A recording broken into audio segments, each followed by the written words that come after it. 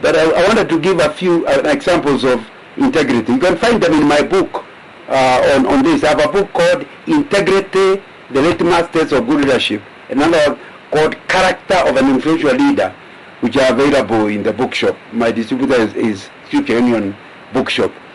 And in the book I argue integrity includes many things, a very wide time. For example, you can say you don't steal. Let me ask you a question. Do you steal time? Where you earn the full salary, yet you work less hours than the contract says. How do you do that? You leave work early, you have longer lunch hours, in between you have social calls, and you still want to live on time. You're a thief. But you have never stolen any money. You've only stolen time. Another example, you're a thief, but for you don't steal time. You steal value. You are paid more than the value of your work. For example, you are buying an item, and the item, and I know that when you're selling especially an old car, you are the only one who knows it had an accident. But because you want to say, this is a 5-year-old car, but it had an accident. If you don't let the other person know it had an accident, he will buy it as a 5-year-old car. You are a thief. But the thief of value. You pay more value for the item. That's called overpricing. Lower quality than paid for. Underweighing. Simply profiteering. So I think that's the thing you need to ask yourself. You don't steal time, but do you steal value? Does the client get value for money? But you also steal credit, where you promise to pay somebody by a certain date. When he complains, he says, but I'm paying you. I'll pay you next week. If you stay with the money for a week and it's a lot of money, obviously you are a thief.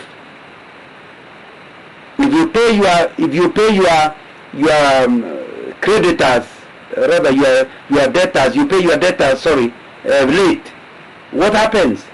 You are a thief. You are stealing from them. Their overdraft they are going to have to rely on their overdraft, and they are paying interest. If only you had paid, you would not have gone to their overdraft. So I wanted you to open up to understand that what we are discussing is not an academic subject. These are things that you are doing. Let me use another one. You can be a thief of what? Your possession. Because you use your possession to show favoritism. The owner of the organization has certain expectations. But because you are the boss at that point, you show favoritism. You are using your employer's given possession to favor or obtain bribes of any nature. For example, jumping queues. Obviously, if it's your own business, you can favor your cousin, because after all, even if the company corrupts, you corrupt him. But if you're an employee, you cannot do something not allowed by the organization because you are in power. Because the position is a delegated authority, delegated to achieve certain things. So you can't use your position to show favoritism.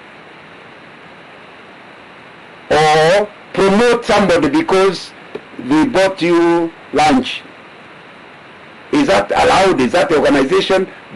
Is the promotion in the organization for people who buy the boss lunch? You are a thief. Thief of what? Reputation. You know, when you spoil another person's name by gossip, you are a thief. You have stolen his name. You know, in my days in school, when I say my days, I did my Form 4 1971. So it's 50 years. It's more than 50 years since I sat my Form 4 exam. And it was important. At that time, you could not pass exams without doing Shakespeare. And he says, he who steals a purse steals trash. But he that filches from me my good name makes me poor indeed. My friend, you are a thief. You hear, oh, that engineer did a fantastic job. Yes, he did. But do you see he doesn't know how to comb his hair? What are you actually trying to do? You are trying to lower reputation of the person. And because they are saying such great things about him, you want to lower their assessment of him. You are a thief of reputation. Whenever you share private matter like, oh, you know that guy, his wife, the wife is very ugly. Now, what has the ugliness of the wife got to do with your workplace? You are trying to lower his reputation. He doesn't know how to choose. How could you have chosen such a woman? You are a thief. You have no integrity. What about what we call misappropriation of funds? What's misappropriation of funds? That is using money for what it was not expected. You don't steal it. You're not a thief. Item not in an authorized budget, but you bought it. Yet using it since budget not used up. And people do that. You're on a trip. You have an imprest. I think it's called an imprest. And they gave you 40,000 shillings. And you discover one day to the time, you've only used 20. 20,000 is remaining. Then you start using it in order to ensure you don't return money back. You are a thief. You are misappropriating. You will produce the receipts. No auditor is ever likely to discover, but you know yourself. You are a thief. Because an idea behind an imprest is not so that you use it. It is so that in case you have to use it, you don't fail to do the job the company sent you because of lack of money. So they certainly expect you to return the money back. But some people are committed not to return. Those are thieves. And you see, I wish at the time we could go on in a big way. What are the benefits of having an ethical organization? You know you will have a competitive advantage. There are so few organizations, especially in our country that is very corrupt, that can be fully trusted. That the organization that is fully trusted, in the long term, you dare not go to somebody else. You have even an employee. There are so many employees that have a lack of integrity in the issues I was giving. That if you find an employee not very competent, but reasonably competent, but has this special thing that's very rare called integrity, that guy will stay there. You know, if you have a medical organization, it will lead to mutually beneficial collaborations. Who wants to collaborate? Peter talked about you working with organizations, with other consultants in order to deliver to the client what is needed. Who wants to work with somebody they don't trust, who can undermine them? My friend, you discover that whenever you want to collaborate, most people resist or charge you heavily because they don't dare want to work with you. All that is the price you are paying for having staff who lack ethical behavior. What about another one? Ethical behavior, ethical organization need to improve performance and revenues.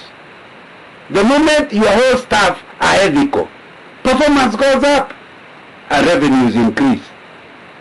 And you know something? Who will not want to invest in an organization that's ethical? It attracts investors and enhances investor confidence. If you think there is something happening in this organization that's not right, you'll be looking at how to sell your shares to the other partners so that you leave it. But if it is where money you are making, people are ethical, even if the organization is not making money, but you know there is no theft, you want to put more money in order to help the organization to do well. Why? What are the benefits of having an organization? It reduces corruption and scandals. You know, the moment for example, management does something corrupt, they have given permission to the juniors to also steal. After all, the boss also does it. So when you have an ethical culture, you are protecting the whole organization from losing money. And of course, in the process, you are improving legal and regulatory compliance. You don't end up in court in every direction. The KRA will come, they have your case, They go round and round and round trying to pin you down. They are unable to pin you. And other regulatory compliance requirements, because you keep them as a matter of the way, because you are ethical. And also, ethical leaders build a legacy. Anybody who is ethical, he will leave a legacy that will be remembered well after he has retired. Now I have to find a way of finishing all those things. But let me just mention the importance of having conflict of interest policy. Because if you are telling people to be ethical, but you are putting them in tempting situations, you know, those who are Christians in the Lord's Prayer says, put that not in temptation. Now, you can't allow your staff to be put in compromising situation. So you need right from employment to ask people, were they likely to have a conflict of interest?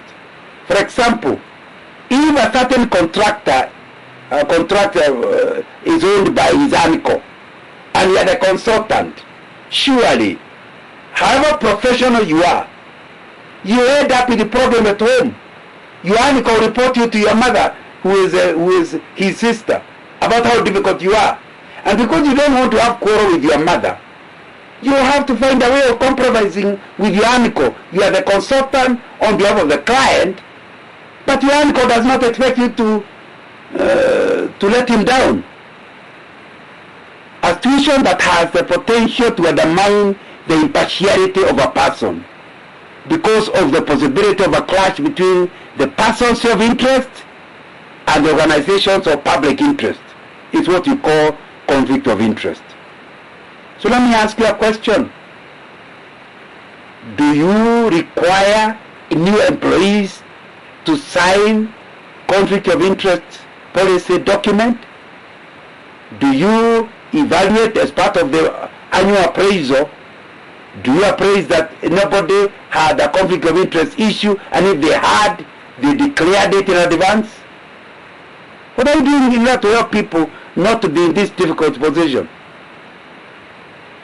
What about a whistleblower policy? Is there a whistleblower policy that allows me to say what my boss is doing without risking me myself being fired? Do you have an outside line where I can send a message without anybody ever getting to know I'm the one who sent the message? Now, when you talk about whistleblower, you're talking about whistleblowing reveals wrongdoing within an organization to the public or to those in position of authority without putting the whistleblower into trouble. What is whistleblower policy within the organization? Why do we need it? If you really want an ethical culture, you want everything to come out in the open. But how will it come out in the open with this joblessness? The engineer doesn't ever expect to get another job elsewhere. How will he say what is happening? There is a contractor who is compromising and threatening him with death. But he dare not mention it. There is no system. You can't claim to be looking for ethical culture without a very dependable whistleblower policy. And it's not the type you say, please write a note and put it in the suggestion box. Somebody might know my typewriter, and can tell this was typed by someone, or might know my signature, can tell I'm the one who wrote it. And of course, some of those things are not just a question of being fired. You could either be killed. So you need to protect people who want good ethics for the organization if you're after a good culture.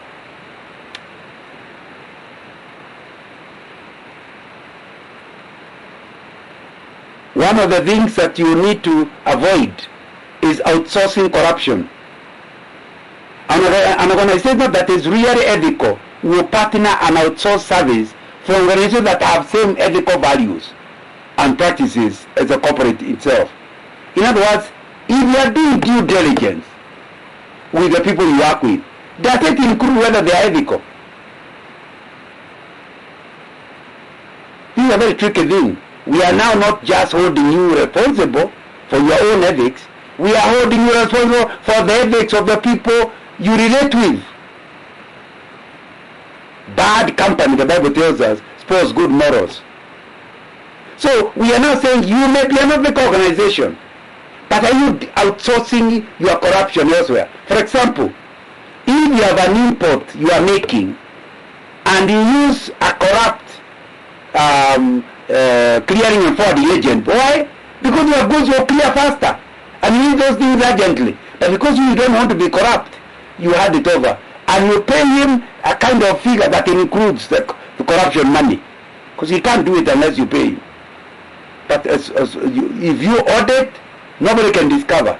But you are supporting corruption by outsourcing it. I wish we had enough time. Let me just come to this issue of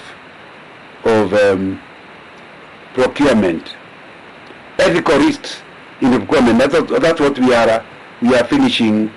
We are finishing with. My guess is that all of you, in one way or the other, are involved in procurement. It's not just the procurement department, because procurement department is just an agent of everybody. Procurement process is important because it has a direct impact on how much a business can save.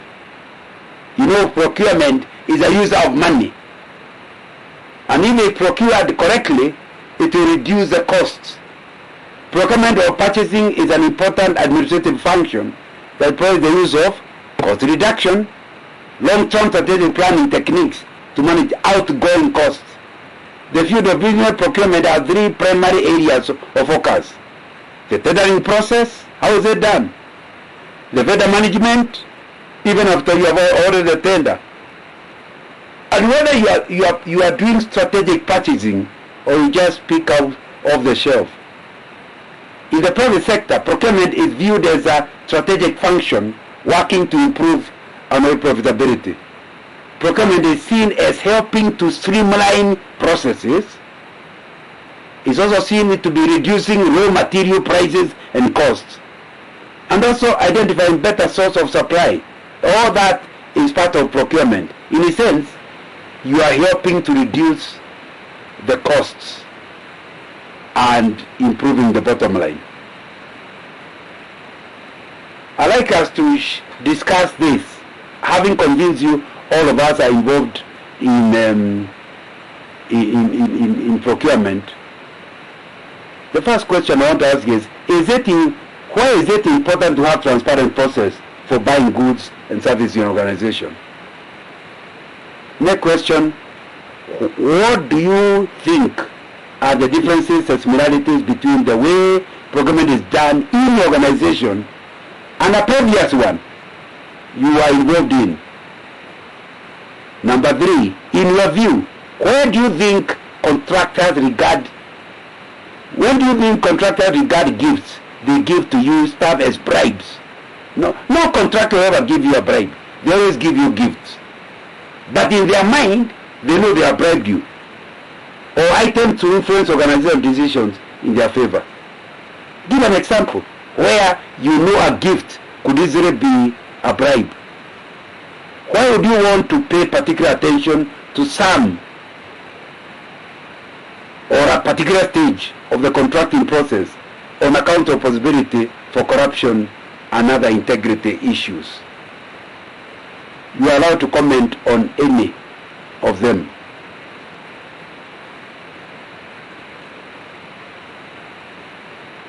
Joseph Shege, tell us something about all those questions. Joseph, can you hear me?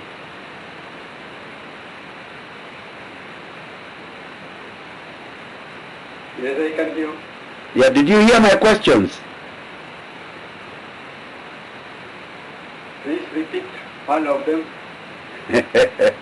Okay, I will return it back on the screen.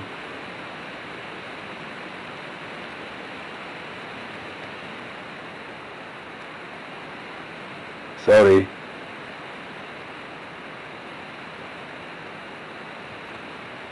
The first thing is, why is procurement very important is the first question.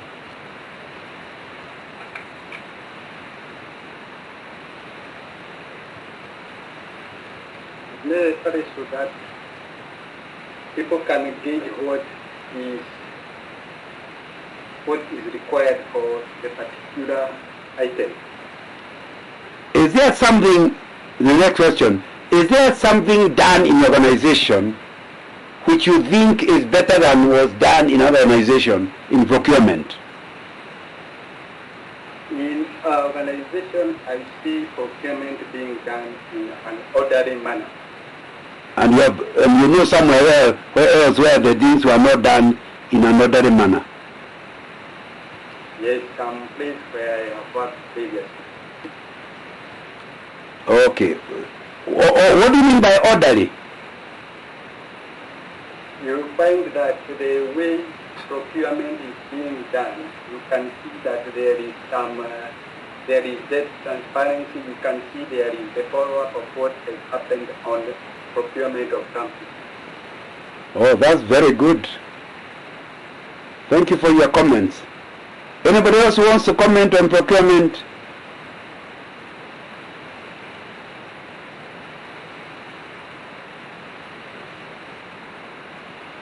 Engineer Fidel Nganga, my namesake. Let's hear your voice.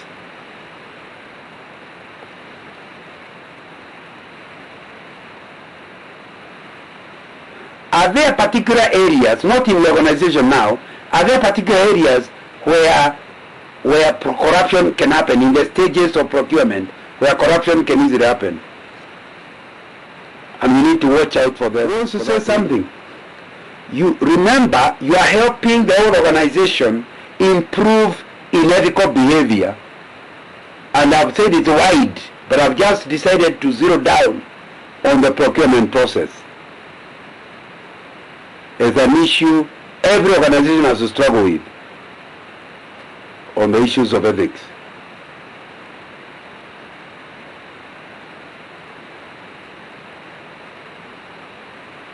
Fidel, I'm still waiting for you. You are unable to unmute.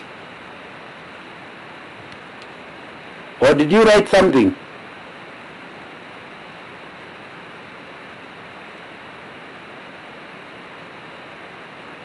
Oh yeah, Fidel has written. Corruption finds its way in the procurement process by unethical practice such as not following laid down procedures. Yeah, I agree with you. Anybody else?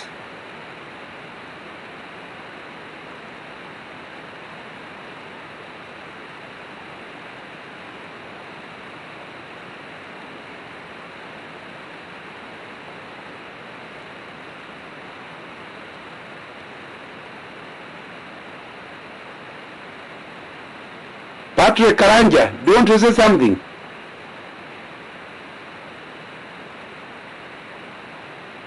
No, I'm okay. But I'm not okay myself. I want you to say something.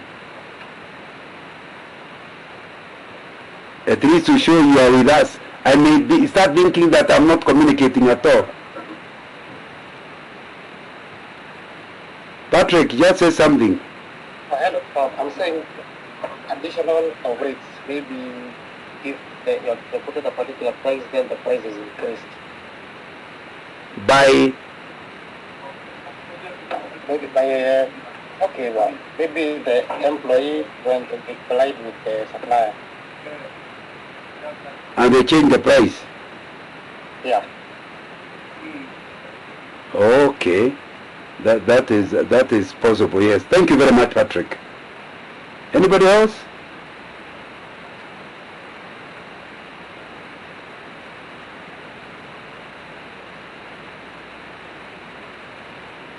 Idi Isika, you want to say something? Yes, I'm around. Yeah. Just listening. But you can see they have very good questions. We need to comment about them. Can you see? Are you able to see them? Yes, I can see the charts. Yes. Yeah. Just share any comment on any one of the 4 points.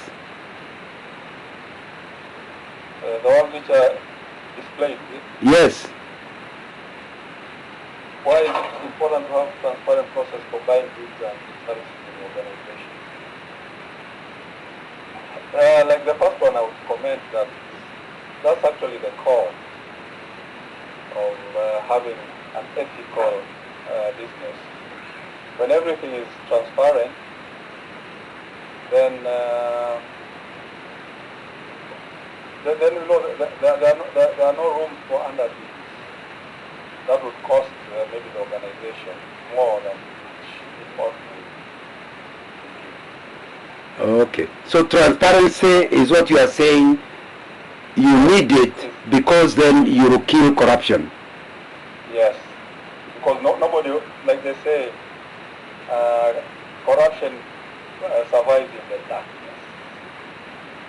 So everything Okay. is actually open. You know that people shy off. Idi, can you look at the last question, number 4? Number 4, why would you want to pay particular attention to some stages of the contracting process and account the possibility for corruption and other integrity issues?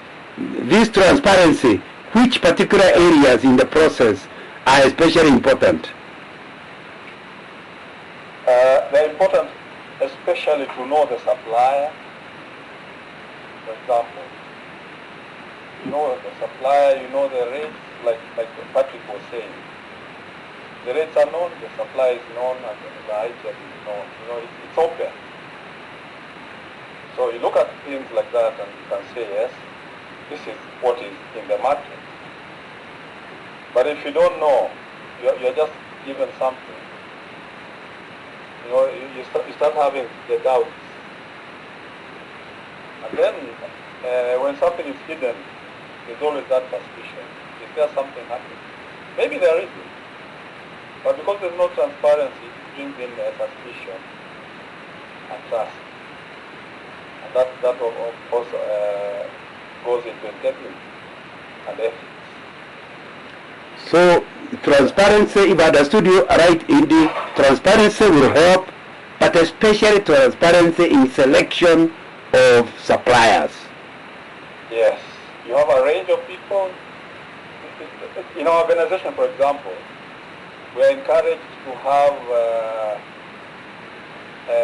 an option of suppliers. You know, you should not procure from one source. You should actually survey the market and get what is in the market and give people opportunity to quote. Get a quotation from people. And then once you get a quotation from people, then you from those supplying, you look at their capacity, what they want to supply, and so forth. When that is not open, then there's room for an unethical behavior. I agree with you. Yes. Thank you very much.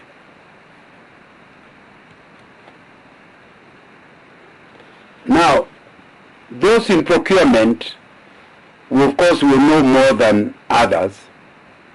But I want to discuss something about symptoms of corruption and required control in the correcting process. They tell us, all procurement tell us there are about 6 stages in procurement. Stage 1 is where you identify the business needs. And even at that level, there is corruption that could go on. If you don't have transparency there, I know most people assume that's not purchasing. But before you can go to tender, an organization, a department somewhere identified a need, which they told the procurement department. That department could be doing it in a corrupt way. The second stage is called market analysis, where you now go to check not your market, but the supplier market. For example, if your organization needs pens, you are not in the pen business. That's a totally different market. And somebody can fail to do study. So they assume that the only supplier available for pens is Nganga. But it's because they did not do enough analysis. They would have seen that Nganga is the only one available in Thika, but if they had gone to Nairobi, they would have seen many more. So lack of market analysis or pretending to do market analysis and you're not doing it, could be the beginning of corruption in that stage. Stage number 3 is where you now do actual cost planning, supply chain cost modeling. If you keep it, then you have to go by whatever quotation you receive. Number 4 is where you create category selection of the people that you are going to deal with, and now you are ready to go to tender, sourcing and contracting and execution. Then after that, there is the issue of contract management. After you have ordered the tender, corruption still happens now in the normal supplies cycle. You know, corruption risk points how to deal with is what we are listing, and how to deal with the risks of each procurement segment. So I started by saying the first stage is business needs specification, where department is, we need a new desk. What desk? We need a desk like this, like this. Here, you can have people over-specify.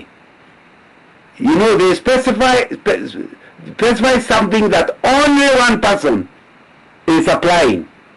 So when procurement goes to look for that item, there's only one guy who can produce it. But the reason there was over-specification was because they wanted their friend to be the one to win the tender. So if you are not careful, the department that is requesting could direct or force procurement to a certain direction, just by the way they specify. And yet, you know, they are the ones with right. Procurement is not an expert in the area, so they have to rely on this guy. But the guy is clever enough to ensure that only his friend can win the tender. Of course, it may be related to what we call lockout specification. As for something, you know, over specification means you are improving, but you are trying to reach a level only one guy can do it. Lockout specification is to ask for something, like you're asking for a pen, then you ask for a pen that can walk. Now, if you are ensuring by asking something that other people can't provide, that only a certain guy can do it. Or you have vague specification. You write them in such a vague manner that when the supplier finally brings, there have to be negotiations. Because add this, oh, it cannot work without this. And that's the time now corruption can happen. Because at that time you have already picked the guy, you have to negotiate. Because the specification itself was vague. Or even single sourcing, particular manufacturer mandated. How do you deal with that? You need to empower your procurement department, elevate procurement authority, so that they can ask questions, they can demand things. If they feel intimidated by the other departments, the organization will allow corruption. Number 2, since this engineer is the one who has asked for the item, is it possible to use an outside consultant on the same issue to say this is what our engineers are asking? Is there, what do you comment? What are your comments on it? And you pay him. Using outside consultants to challenge the specification. Because the procurement cannot ask questions. The CEO cannot ask questions. But the people in that area can. That way, you start understanding none of them work. Over specification, the consultant will pick out local specification, they will pick out vague specification, they will say they are. So, I think it's important to understand, if your procurement process does not have this, you may be ending up in trouble with the department that is making the request. Another one, the second stage, is the stage we call market analysis. And in this stage, you have single source supplier, you have evergreen contracts Let me specifically talk about single source supplier. That should never be allowed, because by the time it's allowed, the board should know. Because obviously, the moment you are a single source, you are in trouble. I used to be in the 1980s. I was in charge of aviation sales, and Shell was the only supplier of aviation fuel at Houston Airport, 100% market share. So all the aircrafts at Houston Airport relied on me since I was their supplier. Obviously, not intentionally, but you put a reasonable markup. After all, there is no competition, there is no tendering, there is nobody else. You know something? One day, Caltex decided to approach the market because the assumption was the market is not big enough for two people. But they came up and put their depot. I can tell you what happened. Many of the Shell customers moved automatically to Caltex, only to discover that our service level was better, and then they came back one at a time. But I can tell you, single sourcing is tempting the supplier to overquote and to mishandle you. It's the most dangerous thing. You need to do proper market analysis before you arrive at a single source supplier. Single source should only be because of an emergency.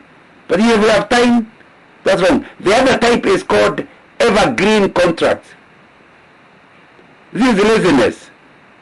Because you are so used to this guy, you don't want anybody else. Even when you take quotations, it's a joke because you are going to.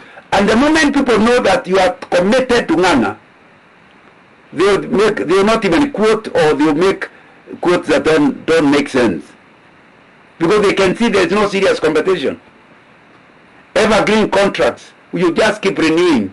You test the market, but you keep renewing. Obviously, the advantages of having a supply of a long period of time. But you can have a problem. But the way that happened to Shell when I was still there, we had supplied Magadi soda for I think 40 years. So the equipment, the tanks, everything belonged to us. So even when we quoted, we knew they are likely to ever go. Hey, a guy came and he just decided to throw us out. He said, I'm ready to ask their new company to put their own equipment. Now, you need to understand evergreen contract is a temptation. There is too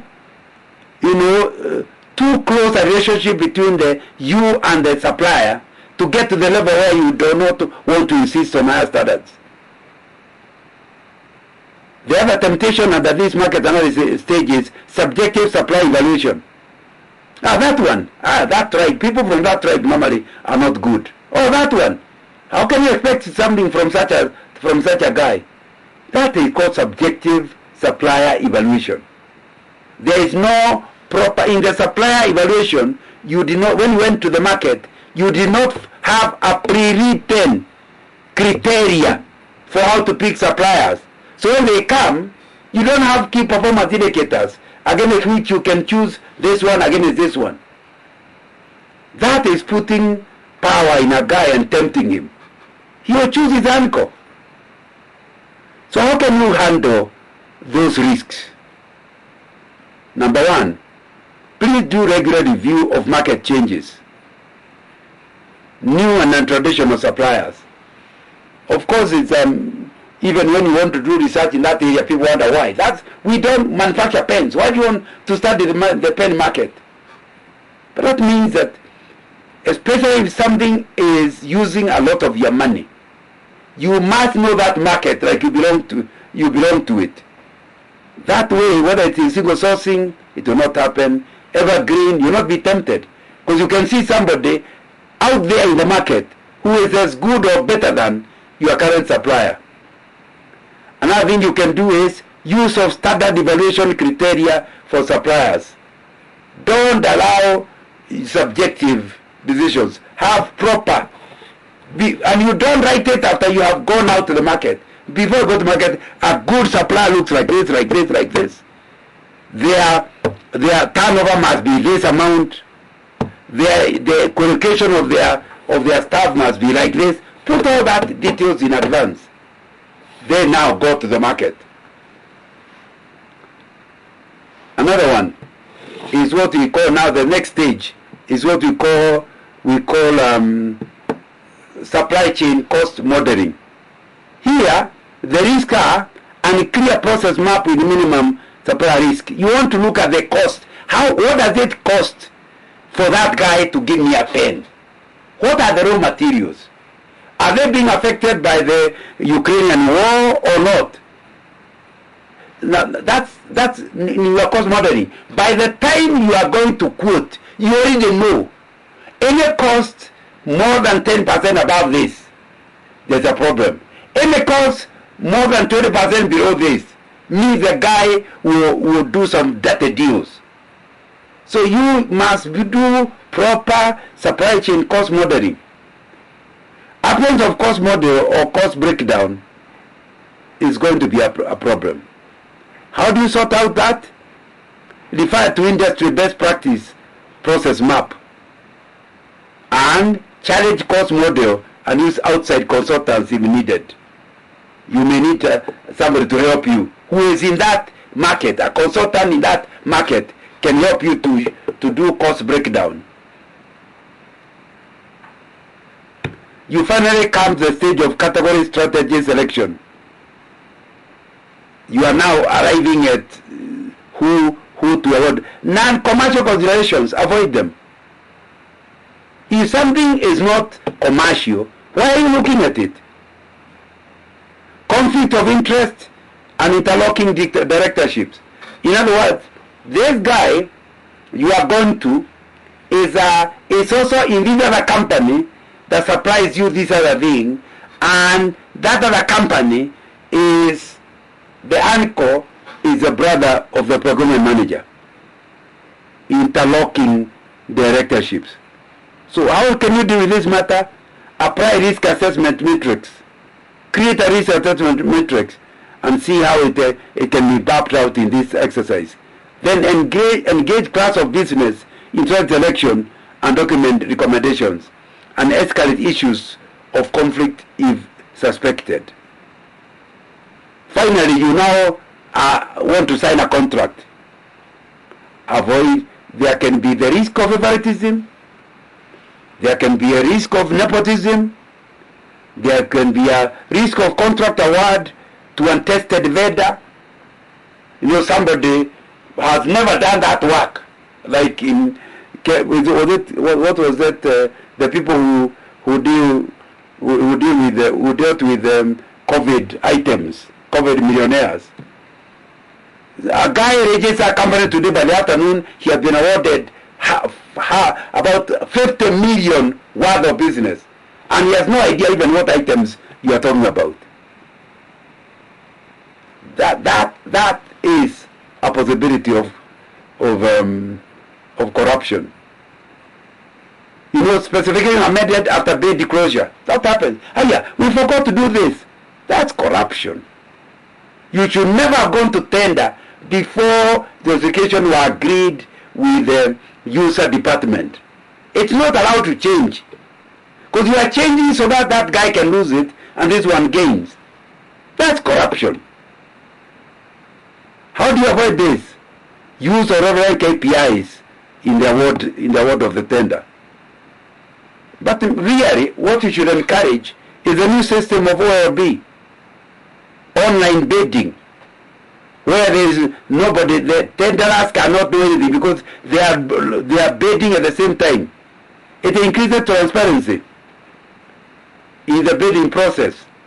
Even if you want to help one of the bidders, you can't help him because it's happening on time. And also implement pre-agreed evaluation criteria. Don't try to change it. What about after you have awarded the contract? Again, you can end up in trouble. Here, it is over invoicing. You know, somebody invoices what he never supplied. Alternatively, if he does spurious claims, and the guy within the organization keeps accepting them. That's happening well after the award. It's corruption as the supplies are going on. Inappropriate and poor quality. He gives you not value for goods. And your guy keeps accepting. It's also inflated cost reporting. An unusually shammy relationship with the supplier. You know, one of your guys is the drinking buddy of the supplier. That is a dangerous thing. So how do you manage this? Track spend versus budget. If you have done proper cost modeling, then you have a budget. If you start rising above it, you need an explanation. Money relation based on performance KPIs. There must be key performance indicators of the performance. How do you rate a supplier is supplying well or badly? It that should not be left into the subjective idea of the guys, of the procurement people, or the department receiving the procured item. There should have been a system of managing a good supplier as opposed to a bad supplier. And then keep rotating people in procurement. And we can go on and on. Now, unfortunately, my time is up. Is there something I have said which is, this is a very major issue at the time, but I've tried to rush. Is there anybody with a question? Something I've said in any one of these stages, either on the risk side or the response side, the control, how to control that risk.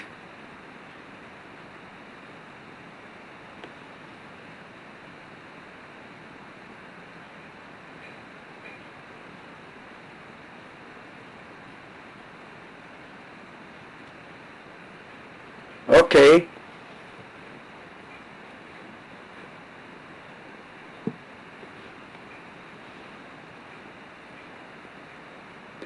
Of course, the trouble of what I'm discussing is I could also be putting ideas on people that they didn't have before. I hope not.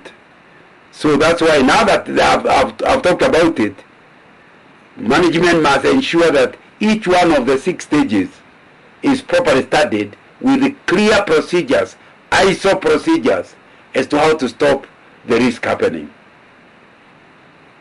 So go through the risks after you get the notes and study, are those risks real? If you think they are real risks, how do you prevent them happening?